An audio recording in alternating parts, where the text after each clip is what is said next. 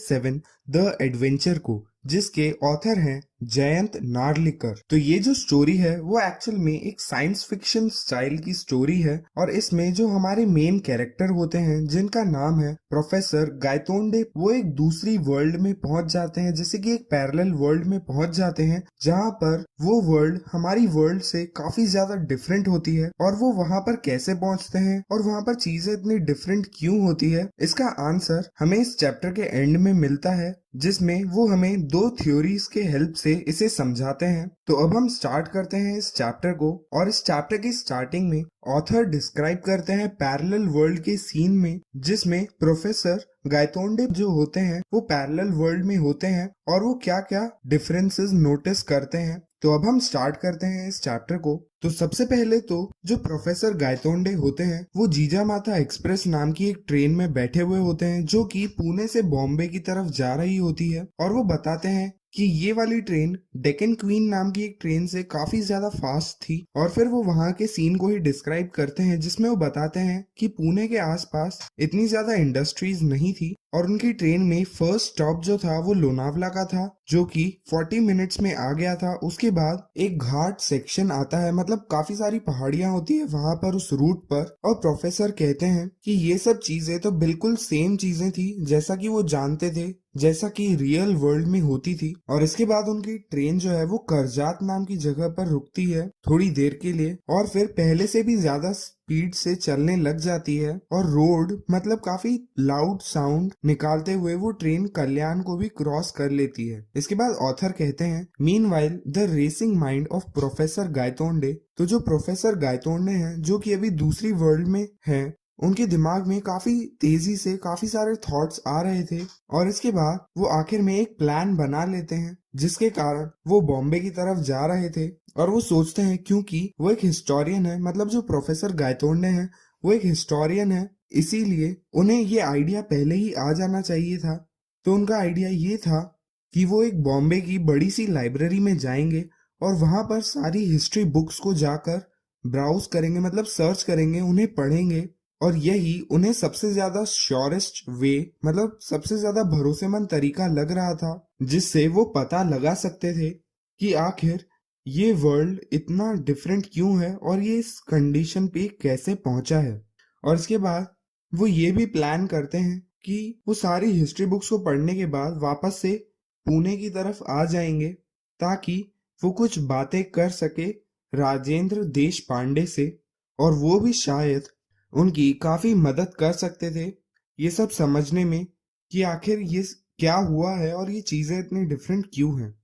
और फिर प्रोफेसर ये भी कहते हैं कि मैं ये सिर्फ अज्यूम कर रहा हूँ कि इस वर्ल्ड में भी राजेंद्र देश पांडे नाम के इंसान जरूर एग्जिस्ट करते होंगे, क्योंकि राजेंद्र जी जो है वो एक्चुअल में उन्हें रियल वर्ल्ड में जानते हैं और वो श्योर नहीं है कि वो इस दूसरे वर्ल्ड में भी एग्जिस्ट करते हैं कि नहीं।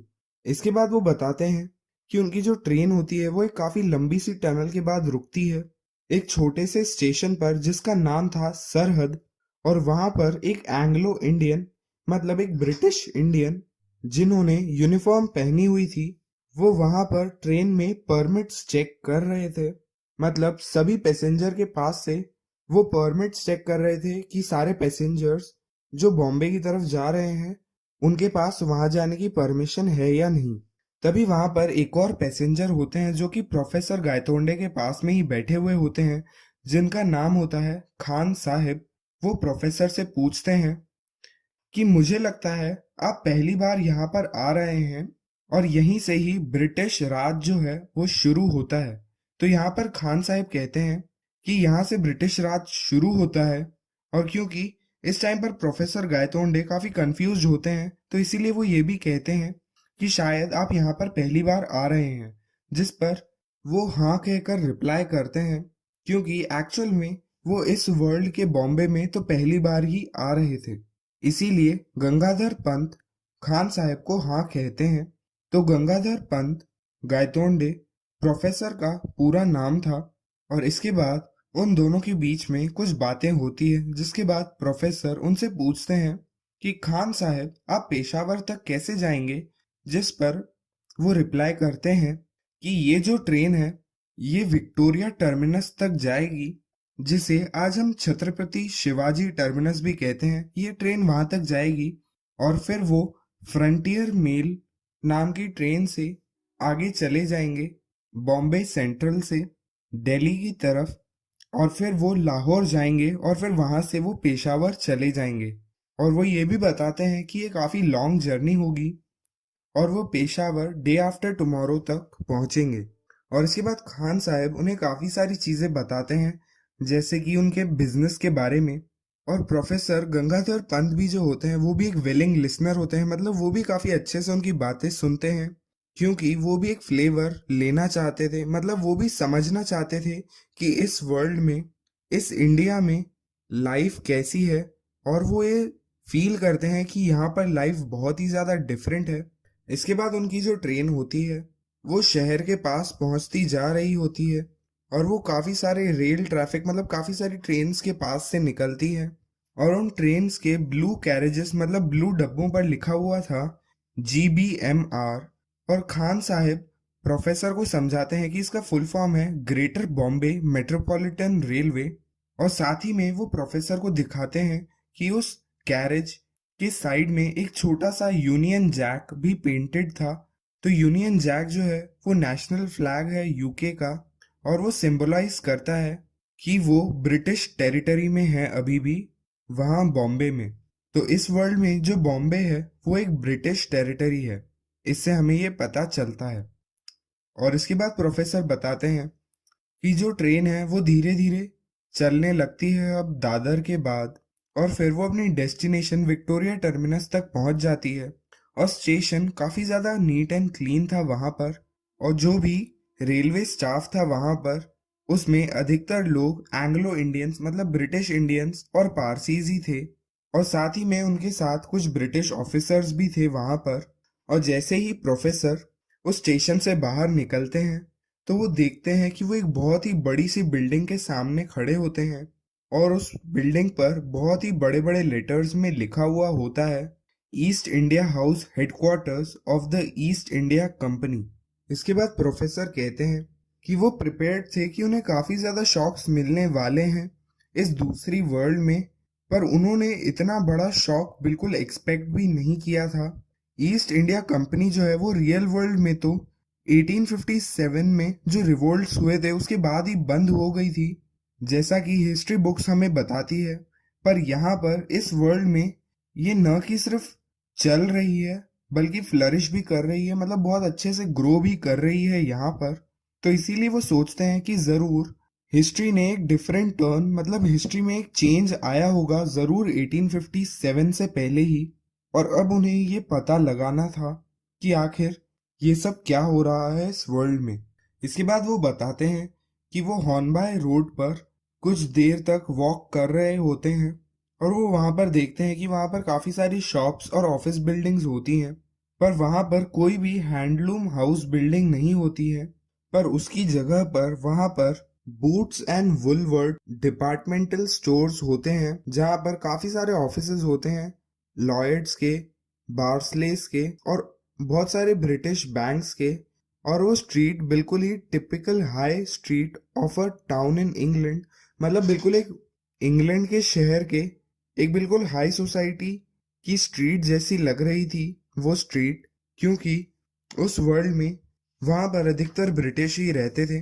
और उसके बाद वो एक राइट टर्न लेते हैं उस स्ट्रीट से और वो फोर्ब्स की बिल्डिंग में घुस जाते हैं। और इसके बाद वो वहां की इंग्लिश रिसेप्शनिस्ट से कहते हैं कि वो मिस्टर विनय गायतोंडे से मिलना चाहते हैं। तभी वो रिसेप्शनिस्ट सभी टेलीफोन लिस्ट, स्टाफ लिस्ट और फिर डायरेक्टरी ऑफ एम्प्लॉयज, सभी ब्रांचेस की हर जगह पर वो ढूंढती है। और फिर वो प्रोफेसर से कहती हैं कि इस नाम का कोई भी इंसान हमारी किसी भी ब्रांच में वो नहीं ढूंढ पा रही है। और वो उनसे ये भी पूछती है कि क्या आप श्योर हैं कि वो यही काम करते हैं। और इसके बाद प्रोफेसर जो होते हैं वो काफी ज्यादा शॉक्ड हो जाते हैं, पर ये चीज उनके लिए इतनी भी अनएक्सपेक्टेड नहीं थी। वो सोचते हैं कि हो सकता है कि वो खुद भी शायद इस वर्ल्ड में शायद जिंदा न हो, और क्या गारंटी है फिर उनके बेटे भी इस वर्ल्ड में जिंदा हो। और शायद ऐसा भी हो सकता है कि इस वर्ल्ड में शायद हम लोग कभी पैदा भी नहीं हुए हों। वो ऐसा सोचते हैं और फिर वो उस रिसेप्शनिस्ट को काफी पोलाइटली थैंक यू बोलते हैं और उस बिल्डिंग से बाहर आ जाते हैं। और फिर ऑथर हमें बताते हैं कि ये उनका कैरेक्टरिस्टिक था, मतलब उनकी एक क्वालिटी थी कि वो बिल्कुल भी वरी नहीं करते हैं, बिल्कुल भी ऐसी चिंता नहीं करते हैं कि वो आज रात को कहाँ पर रुकेंगे या अपना डिनर कहाँ पर करेंगे।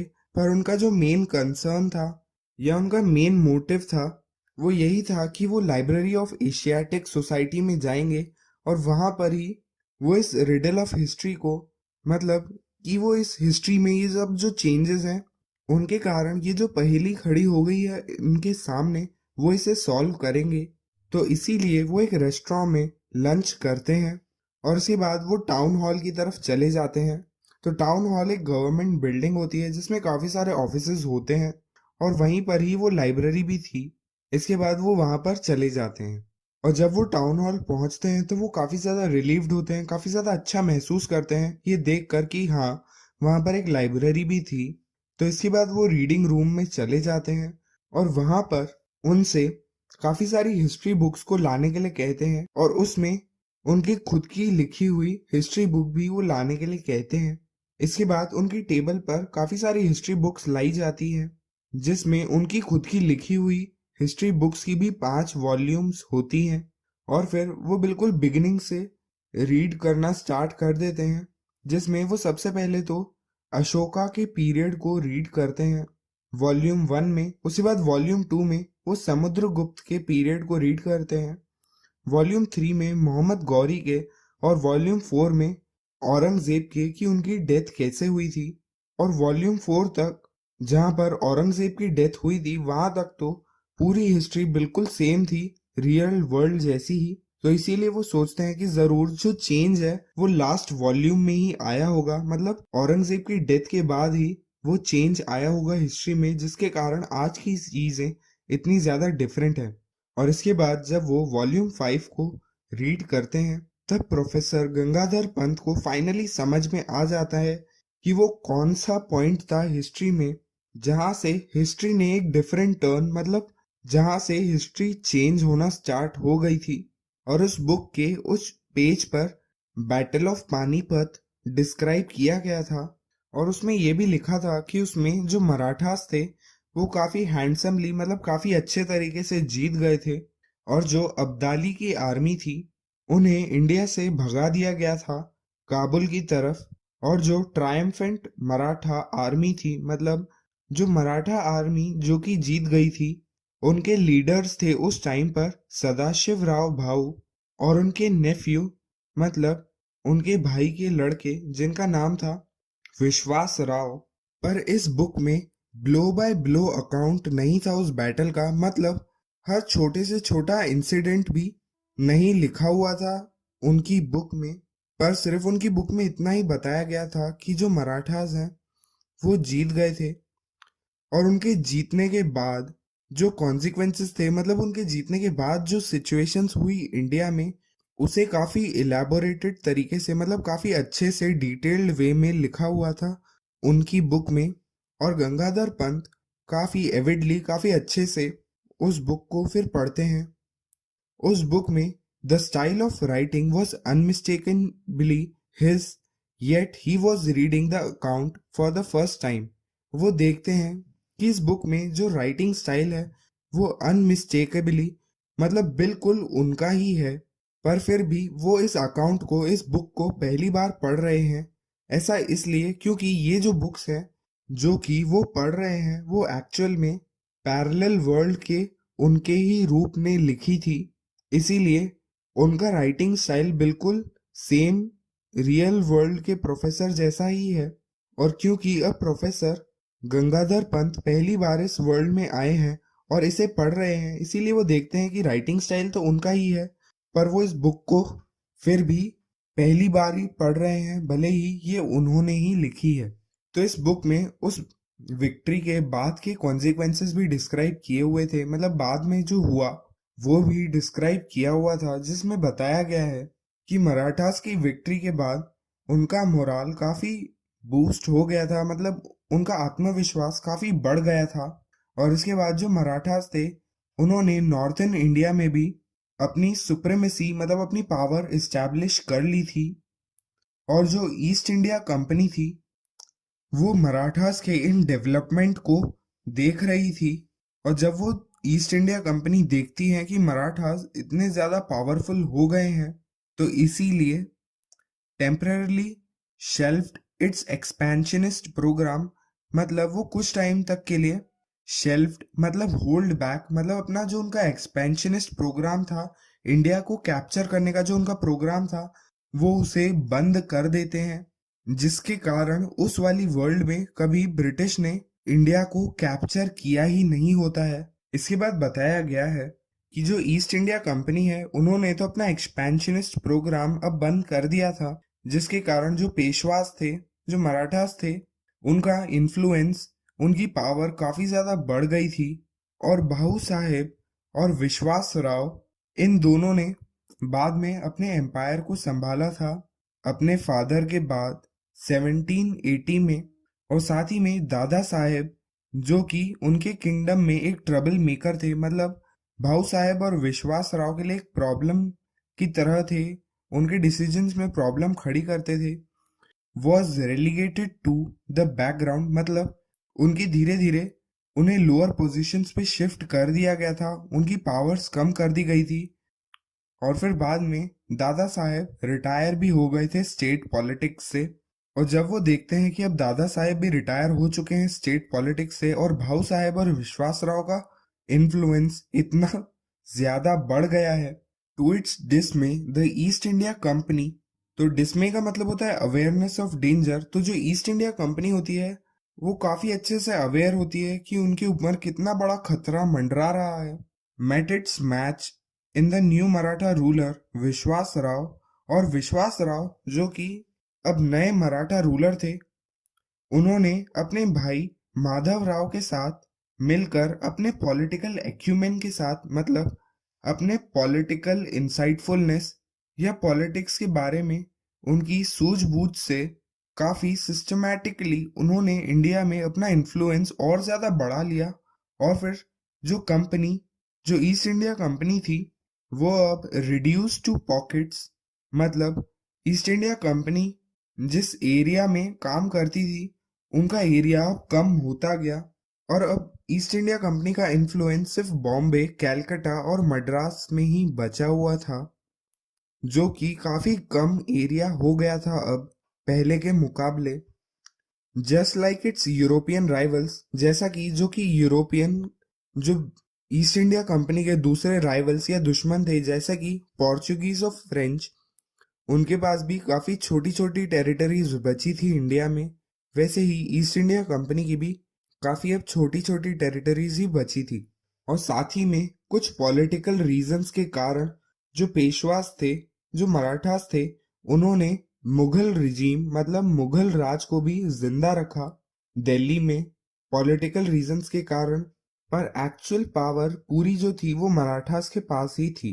इसके बाद 19th सेंचुरी में दीज डिफैक्टो रूलर्स, मतलब इन रियलिटी ये जो रूलर्स थे पुणे से, मतलब ये जो मराठास थे, वो एस्ट्यूट मतलब इतने ज्यादा प्रैक्टिकली इंटेलिजेंट थे कि वो समझ पाए कि कैसे यूरोप में टेक्नोलॉजिकल एज जो है वो बढ़ता जा रहा है, मतलब टेक्नोलॉजी का यूज बढ़ता जा रहा है और इवॉल्व होती जा रही है नई नई टेक्नोलॉजीज।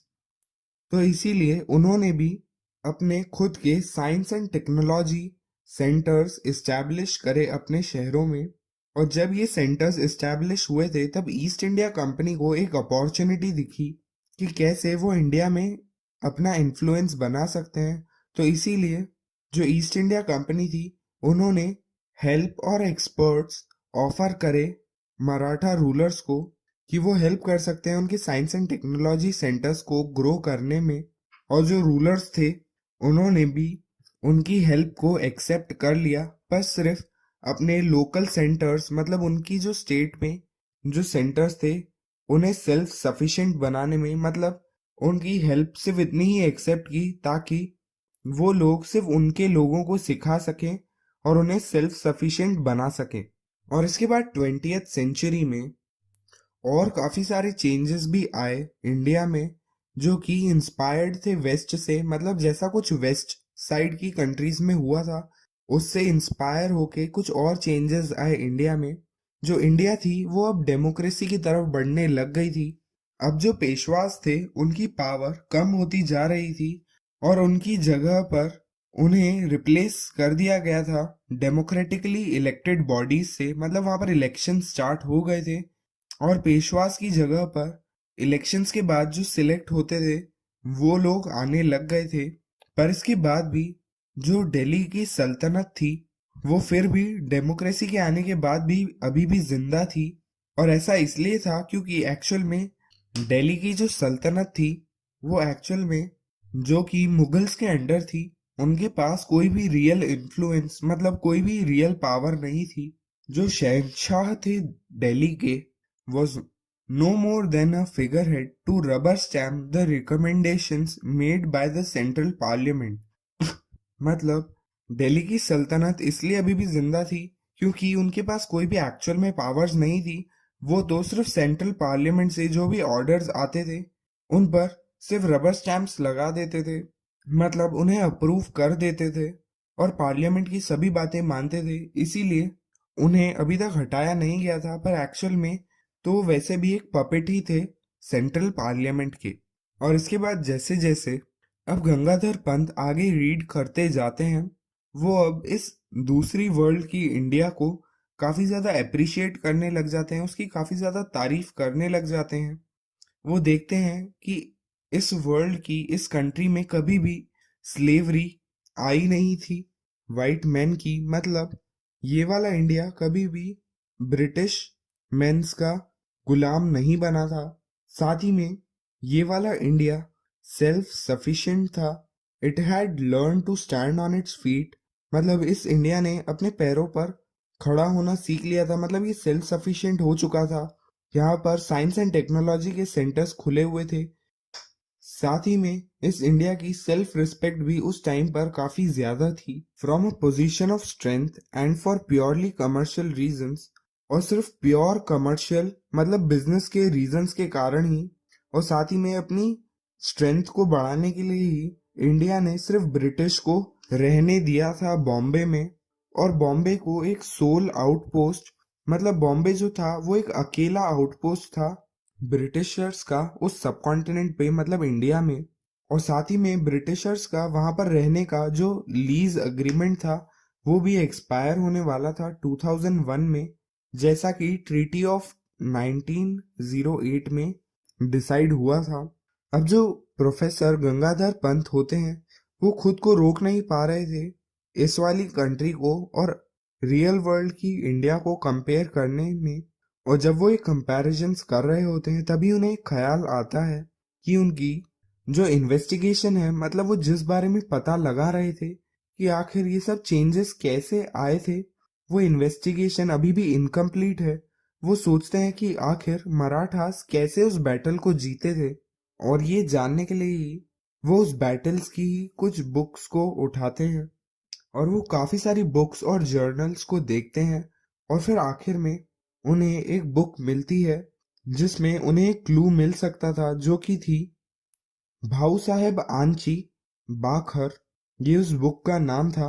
पर जो प्रोफेसर होते हैं वो काफी सेल्डमली रिलाइड, मतलब वो काफी कभी कभी ही इस बुक पर, तो जो प्रोफेसर होते हैं वो बाखर्स की बुक पर काफी कभी कभी ही भरोसा करते थे जब वो हिस्टोरिकल एविडेंसेस ढूंढ रहे होते हैं। भले ही वो जो बुक्स होती है वो काफी एंटरटेनिंग होती है, पर क्योंकि उन बुक्स को इतना ज्यादा एंटरटेनिंग बनाया गया होता है उसके कारण उन बुक में डॉक्टर्ड अकाउंट, मतलब काफी ज्यादा इम्प्योर अकाउंट, उसमें काफी ज्यादा चीजें चेंज कर दी जाती है उस बुक को एंटरटेनिंग बनाने के लिए। इसीलिए वो भाकर्स पर इतना ज्यादा भरोसा नहीं करते हैं हिस्टोरिकल एविडेंसेस के लिए। पर फिर भी वहां पर he could spot the germ of truth, पर उन्हें एक छोटी सी लाइन मिलती है इसीलिए वो उसे जर्म से कंपेयर करते हैं जिससे उन्हें असलियत के बारे में पता लग सकता था, उन्हें ट्रुथ पता पड़ सकता था कि आखिर मराठास कैसे जीते थे। तो वहां पर उन्हें 3 लाइंस मिलती है जिसमें बताया गया था कि विश्वास राव कितने नजदीक थे अपनी मौत से। उन लाइंस में लिखा था, and then Vishwas Rao guided his horse to the melee where the elite troops were fighting and he attacked them. मतलब यहाँ पर बताया गया है कि जो विश्वास राव थे वो अपने घोड़े पर बैठकर मिली की तरफ चले जाते हैं, जहां पर एलीट ट्रूप्स मतलब आर्मी के काफी सारे वेल ट्रेन्ड सोल्जर्स लड़ रहे होते हैं, और वहां पर उन पर विश्वास राव हमला कर देते हैं। एंड गॉड वॉज मर्सीफुल, मतलब शायद वो भगवान काफी ज्यादा दयालु था उस टाइम पर। A shot brushed past his ear, even the difference of a तिल would have led to his death. तो इस लाइन का मतलब है कि एक बुलेट उनके कान के काफी पास से निकल जाती है, मिस हो जाती है, और वो बुलेट एक तिल मतलब एक सीसम सीड जितनी भी उनके पास से निकलती तो हो सकता था कि विश्वास राव की डेथ हो जाती, पर वो उस बुलेट से बच गए थे। और जब वो ये पढ़ते हैं उस टाइम तक रात के 8 बज चुके थे, और जो लाइब्रेरियन है वहाँ के, वो काफी पोलाइटली प्रोफेसर को याद दिलाते हैं कि अब लाइब्रेरी के बंद होने का टाइम हो गया है।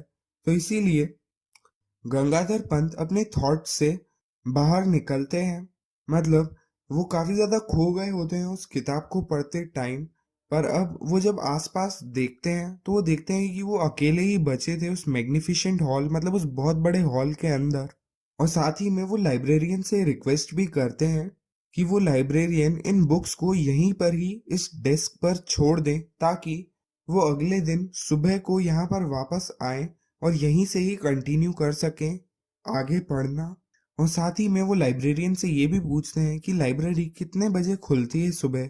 तो लाइब्रेरियन उन्हें बताते हैं कि लाइब्रेरी सुबह 8 बजे खुल जाती है। और वो लाइब्रेरियन भी काफी खुश होता है कि उनके सामने एक एक्चुअल रिसर्चर और यूजर बैठा है उन बुक्स का, क्योंकि ज्यादातर लोग तो वहां पर लाइब्रेरी की बुक्स में इतना ज्यादा इंटरेस्ट नहीं रखते थे। पर जब वो लाइब्रेरियन प्रोफेसर को देखते हैं कि वो इतने अच्छे से हिस्ट्री बुक्स को पढ़ रहे हैं, तो उन लाइब्रेरियन को भी काफी अच्छा लगता है। और इसके बाद जो प्रोफेसर होते हैं वो अपनी टेबल से उठकर जा रहे होते हैं, और गलती से वो कुछ नोट्स को अपनी राइट पॉकेट में डाल देते हैं एब्सेंट माइंडेडली, मतलब उनका ध्यान भी नहीं होता है। और उनके साथ में वो भाकर की वो जो बुक थी वो भी अपनी लेफ्ट पॉकेट में डाल देते हैं। इसके बाद प्रोफेसर गायतोंडे को लाइब्रेरी के पास ही एक गेस्ट हाउस मिल जाता है, जहां पर वो रुकते हैं, और साथ ही में वो एक फ्रूगल मील मतलब एक लाइट डिनर करते हैं। और उसके बाद वो कुछ देर के लिए वॉक करने के लिए आजाद मैदान की तरफ चले जाते हैं। उस मैदान में वो देखते हैं कि काफी सारे लोग एक पंडाल यानी एक टेंट की तरफ जा रहे होते हैं, और वहां पर एक लेक्चर चल रहा होता है। और क्योंकि प्रोफेसर गायतोंडे को काफी सारे लेक्चर्स वगैरह देने की आदत थी, तो वो भी अपनी हैबिट के कारण ही उस पंडाल की तरफ ही चले जाते हैं। वहां पर लेक्चर चल रहा होता है, और वहां पर काफी सारे लोग आ जा रहे थे, पर फिर भी प्रोफेसर गायतोंडे उन लोगों को नहीं देख रहे थे। वो तो सिर्फ उस प्लेटफॉर्म उस स्टेज को देख रहे थे और मेस्मराइज्ड हो गए थे, मतलब कहीं खो गए थे, क्योंकि उन्होंने स्टेज पर देखा तो वहां पर एक टेबल और एक चेयर रखी हुई थी, पर जो चेयर थी वो अनऑक्यूपाइड थी, मतलब खाली पड़ी हुई थी। और जब वो देखते हैं कि जो प्रेसिडेंशियल चेयर है, मतलब जो चीफ गेस्ट की जो चेयर है, वो अनऑक्यूपाइड है, वो खाली पड़ी हुई है, इसके कारण वो काफी ज्यादा कंफ्यूज हो जाते हैं। और जिस तरीके से एक मैग्नेट आयरन को अट्रैक्ट करता है, वैसे ही वो चेयर भी उन्हें एक तरीके से अट्रैक्ट कर रही थी। और प्रोफेसर गायतोंडे उस चेयर की तरफ चले जाते हैं और उस चेयर पर बैठ जाते हैं। और तभी वहां पर जो स्पीकर बोल रहा होता है वो एकदम से रुक जाता है, और काफी ज्यादा शॉक्ड हो जाता है प्रोफेसर को उस चेयर पर बैठते हुए देखकर, और कुछ भी नहीं बोल पाता है। और उसके बाद ऑडियंस में से काफी जोर जोर से चिल्लाने की आवाजें आने लग जाती है, जैसे कि वेकेंट द चेयर, मतलब उस चेयर को जल्दी से खाली कर दो, इस लेक्चर में कोई भी चेयर पर्सन नहीं आएगा, मिस्टर जल्दी से उस प्लेटफॉर्म से दूर चले जाओ। और द चेयर इज सिंबॉलिक, यानी वो जो चेयर वहां पर रखी हुई है वो सिंबॉलिक है, वो हमारा बस एक कस्टम है वहां पर कोई भी नहीं बैठता है, क्या तुम्हें ये पता नहीं है? ऐसे ऐसे ऑडियंस में से आवाजें आने लग जाती है। तभी प्रोफेसर गायतोंडे कहते हैं, व्हाट नॉनसेंस, ये क्या बेवकूफों जैसी बातें हैं। आखिर बिना डिग्रेटरी या बिना चीफ गेस्ट के या बिना चेयरपर्सन के आखिर कौन सा पब्लिक लेक्चर होता है? और इसके बाद प्रोफेसर गायतोंडे माइक की तरफ जाते हैं and gave vent to his views, मतलब फिर वो अपने व्यूज शेयर करने लग जाते हैं। उनके अंदर जितने भी थॉट्स होते हैं वो वहां पर बोलने लग जाते हैं। वो कहते हैं, Ladies and gentlemen, an unchaired lecture is like Shakespeare's Hamlet without the Prince of Denmark. Let me tell you. तो प्रोफेसर कहते हैं कि बिना एक चेयरपर्सन के एक लेक्चर बिल्कुल शेक्सपियर के हैमलेट, तो हैमलेट जो है वो शेक्सपियर द्वारा लिखा हुआ एक प्ले है और प्रिंस ऑफ डेनमार्क उस प्ले के मेन कैरेक्टर है। तो यहाँ पर प्रोफेसर कहते हैं कि एक बिना चेयरपर्सन का एक पब्लिक लेक्चर बिल्कुल वैसा ही है जैसे हैमलेट में प्रिंस ऑफ डेनमार्क यानी उस प्ले का मेन कैरेक्टर ही ना हो। और फिर वो आगे कंटिन्यू करते हैं, पर जो ऑडियंस होती है, जो पब्लिक होती है, वो किसी भी मूड में नहीं होती है प्रोफेसर को सुनने के। और ऑडियंस में से आवाज आती है, टेल अस नथिंग, आप हमें कुछ भी मत बताओ। We are sick of remarks from the chair, हम काफी ज्यादा परेशान हो गए हैं एक चेयरपर्सन के रिमार्क्स या उनके लेक्चर्स को सुन सुन के। वो आते हैं, सिर्फ वोट ऑफ थैंक्स देते हैं, लंबे लंबे इंट्रोडक्शन देते हैं, इसमें कोई भी काम की बातें नहीं होती है। We only want to listen the speaker, हम सिर्फ हमारे स्पीकर की बातें सुनना चाहते हैं जो कि हमें एक्चुअल में उस लेक्चर के कंटेंट को बताएगा। और हमने एक चेयरपर्सन को बुलाने का, वोट ऑफ थैंक्स और लंबे लंबे इंट्रोडक्शन देने का कस्टम काफी पहले ही खत्म कर दिया है, और आप उस प्लेटफॉर्म को जल्दी से खाली कर दीजिए प्लीज। ऐसे ऐसे रिमार्क्स पब्लिक में से आने लग जाते हैं। पर प्रोफेसर गंगाधर पंत के पास ऑलरेडी 999 मीटिंग्स में लेक्चर देने का एक्सपीरियंस उनके पास था एंड हैड फेस्ड, और उन्होंने फेस किया था, उन्होंने सामना किया था जब उन्होंने पुणे की ऑडियंस के सामने एक लेक्चर दिया था, जब वो ऑडियंस अपने सबसे हॉस्टाइल, मतलब अपने सबसे एंग्री फॉर्म में थी। उस टाइम पे भी ऐसी ऑडियंस का भी उन्होंने सामना किया था, उसका भी उनके पास एक्सपीरियंस था, इसीलिए वो वहां पर अपना लेक्चर देना कंटिन्यू कर देते हैं। और उसके बाद ही वहां पर जो ऑडियंस होती है वो उन पे टमेटोज, एग्स और दूसरे ऑब्जेक्ट्स फेंकना स्टार्ट कर देती है। पर फिर भी प्रोफेसर ट्राइंग वेलियंटली, मतलब काफी ब्रेवली ट्राई करते हैं टू करेक्ट दिस सैक्रिलेज, ताकि वो ठीक कर सके ये जो गलत तरीके से लेक्चर हो रहा है बिना चेयरपर्सन के, इस गलत कस्टम को वो ठीक कर सकें। इसलिए वो काफी ब्रेवली ट्राई करते हैं और सभी चीजों को फेस करते हुए वहां पर लेक्चर देते हैं। पर फिर फाइनली वहां पर जो लोग होते हैं वो सब स्टेज पर आ जाते हैं और इजेक्ट हिम बॉडीली, मतलब उन्हें स्टेज से नीचे गिरा देते हैं। और फिर एकदम से गंगाधर पंत उस क्राउड में से गायब हो जाते हैं और फिर उसके बाद कोई भी उन्हें वहां पर नहीं देख पाता है। तो इसी के साथ खत्म होती है हमारी आज की वीडियो, और इसके आगे के चैप्टर को हम नेक्स्ट वीडियो में कंटिन्यू करेंगे। तो अगर आपको ये वीडियो